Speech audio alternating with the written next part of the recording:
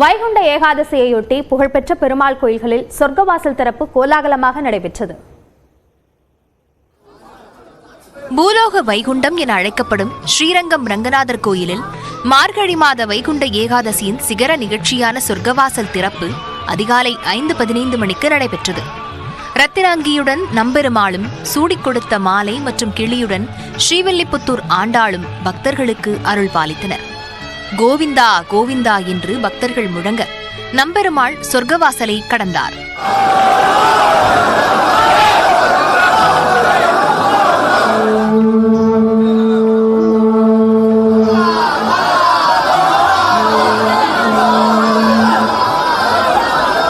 ஸ்ரீரங்கம் சொர்க்கவாசல் திறப்பு நிகழ்ச்சியில் இந்து சமய அறநிலையத்துறை அமைச்சர் சேகர்பாபு உட்பட லட்சக்கணக்கான பக்தர்கள் கலந்து கொண்டனர். ஒரே நேரத்தில் லட்சக்கணக்கான பக்தர்கள் கூடியதால் லேசான தள்ளுமுள்ளு ஏற்பட்டது. கிட்டத்தட்ட 55 வருஷமா வந்துகிட்டு இருக்கோம். இந்த வருஷம் மாதிரி எந்த வருஷமும் இல்லைங்க. போலீஸை வச்சுக்கிட்டு சொல்லும்போது சிறப்பு. போன வருஷம் அவ்வளோ ஒரு இதாக இருந்தது. கட்டுப்பாடுங்கிற பேரில் 2 பேர் கீழே விழுந்துட்டாங்க. பிடிச்சி தள்ளி விட்டுட்டு தள்ளுன்னுக்கிட்டு. சென்னை திருவல்லிக்கேணி பார்த்தசாரதி கோயிலில் அதிகாலை 4:33 மணிக்கு சொர்க்கவாசல் திறக்கப்பட்டது. சொர்க்கவாசல் வழியாக பார்த்தசாரதி பெருமாள் எழுந்தருளி நம்மாழ்வாருக்கு காட்சியளித்த போது 4000 திவ்ய பிரபந்த பாடல்கள் பாடப்பட்டன.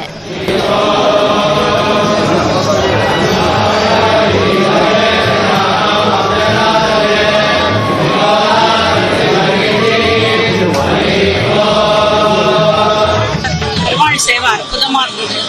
எல்லா வருஷம் மாதிரி ரொம்ப நல்லா சேவையாச்சு. இந்த வைகுண்ட ஏகாதசி பெருமாள் இந்த கடந்து வரும்போது ஆளவந்தார் ஆப்போசிட்ல வரும்போது நமக்கே அறியாம ஒரு நம்மளே வைகுண்ட ஏகாதசி பெருமாள் இந்த அளவுக்கு வேற எங்கேயுமே தரிசிக்க முடியாது.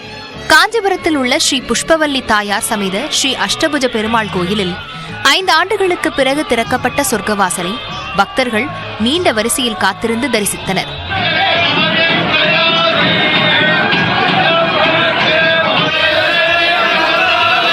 அரியும் சிவனும் ஒன்று என்ற தத்துவத்தை உணர்த்தும் வகையில் திருவண்ணாமலை அண்ணாமலையார் கோயிலில் வைகுண்ட சொர்க்கவாசல் திறக்கப்பட்டது.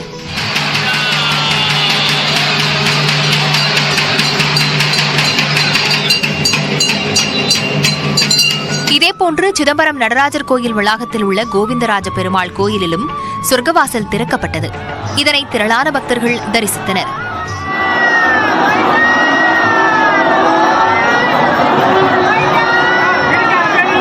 ஸ்ரீவில்லிபுத்தூர் ஆண்டாள் கோயிலில் பக்தர்களின் கோவிந்தா முழக்கத்துடன் பரமபத வாசல் திறக்கப்பட்டது.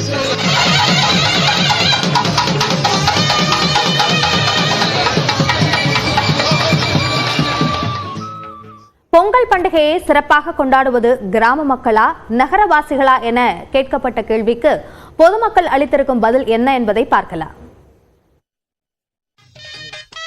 பொங்கல் உண்மையிலேயே எல்லாருக்கும் ஒரு மகிழ்ச்சி தரக்கூடிய ஒரு பண்டிகை. பாரம்பரியம் தமிழர்கள் கொண்டாடக்கூடிய ஒரே பண்டிகை கேட்டால் பொங்கல் திருநாள். காலையில 5 மணிக்கு எழுந்திருச்சு குளிச்சு புத்தாடை அழிஞ்சு புது பொங்கப்பானை வாங்கி எல்லாத்தையும் படைச்சு எப்படி அந்த பொங்கலை கொண்டாடணும், இந்த அறுவடை திருநாளை கொண்டாடணுங்கிறது கிராமத்து மக்களுக்கு நல்லாவே தெரியும். வீடு வாசல் சுத்தம் பண்ணணும், மாடை குளிப்பாட்டணும், மாட்டை நல்லா வர வைத்து நல்லபடியா பொங்கல் வச்சு கொண்டாடுவாங்க. எல்லாருமே 2 நாள் வீட்டுல சமைக்க வேண்டிய அவசியமே கிடையாது. எல்லாரும் ஒற்றுமையா செய்வாங்க. அங்கங்க நல்லா கோலம் போடுறது, வீட்டை சுத்தி கோலம் போடுறது, ஆடல் பாடல், சொந்த பந்தங்கள்லாம் கூடி அதை கொண்டாடுவோம். வீடே ஜேன்னு ரொம்ப சந்தோஷமா இருக்குங்க. நகர்ப்புறத்துல எப்படின்னு கேட்டீங்கன்னா தான் உண்டு தான் வேலை உண்டு அப்படின்னு சொல்லிட்டு அவங்க போயிடுவாங்க. கிராமம்னா ஒவ்வொரு வீட்லயுமே வெளியில பொங்கல் வைக்கிறாங்க. அது பார்க்க ஒரு அழகா இருக்கும். கிராமத்து பொங்கல் 3 நாள் செலிப்ரேஷனா இருக்கும். ஊர்க்காரங்க எல்லாம் சேர்ந்து கொண்டாடுறது அது ரொம்ப அருமையா இருக்கும். மாமா மச்சான் உறவெல்லாம் கொண்டாடுறது என்னைக்குமே கிராமத்து பொங்கல் தாங்க பெஸ்ட்.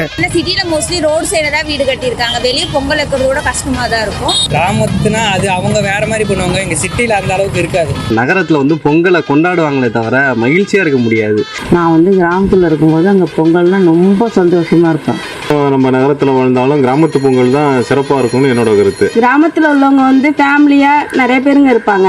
நகரமா இருந்தா நம்ம தனியாளா இருக்கணும். அதுல எந்த சந்தோஷமும் கிடையாது. அந்த இயற்கையை நம்ம ஒரு தெய்வமா மதிச்சு நம்ம அதை கொண்டாடுறோம். உழைக்கக்கூடிய மக்களுக்காகவும் உழைக்கக்கூடிய ஜீவன்களுக்காகவும் நன்றி செலுத்தக்கூடிய ஒரு விழா தான் இந்த பொங்கல் விழா.